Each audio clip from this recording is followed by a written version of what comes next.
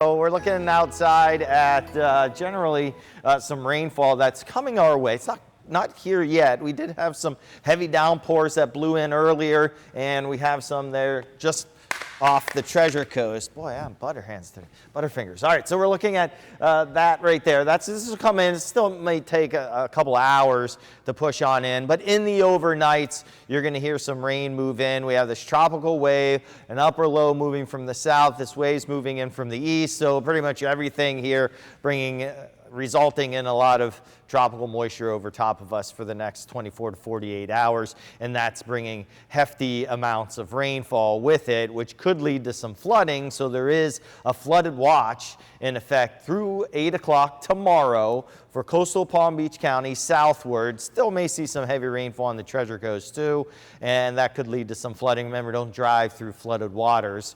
It's hard to tell whether it's a canal or a street, and that's how people get into trouble too. Temperatures starting to fall off in the 70s in a couple locations, but for the most part, the low 80s.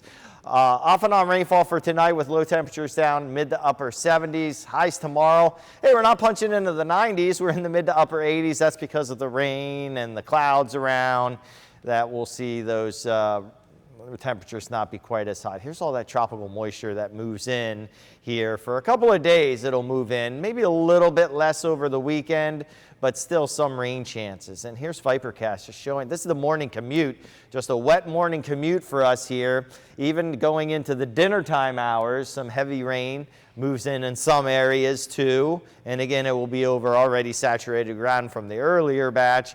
So to and from work, you could be getting wet there, and the streets might be wet. So be careful, drive safely, keep the headlights on, keep the windshield wipers going out there too. Plenty of distance between you and the car in front of you. Look at Friday, still a lot moving in here. This is Friday morning, another wet commute, and even in the afternoon, still a lot of moisture around. So high rain chances spike here for a couple of days. Still some on Saturday, but then we'll gradually lower it going into early next week. Excessive rainfall threat will be there too. That's why we have the flood watch. And tomorrow we're in level 2, and then we may even see that continuing into Saturday also.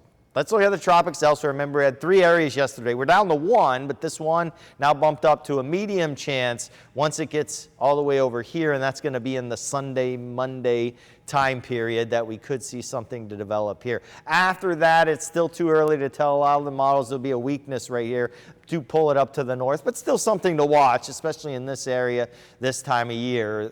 We could see some possibility for development, and that's when we normally would too. Beach and boating forecast getting a little bit choppier for the last day of the lobster mini season, so be careful, and in thunderstorms too. So after we get rid of all the rain and we start to see some sun peek out over the weekend, we'll see highs go back up in the low 90s.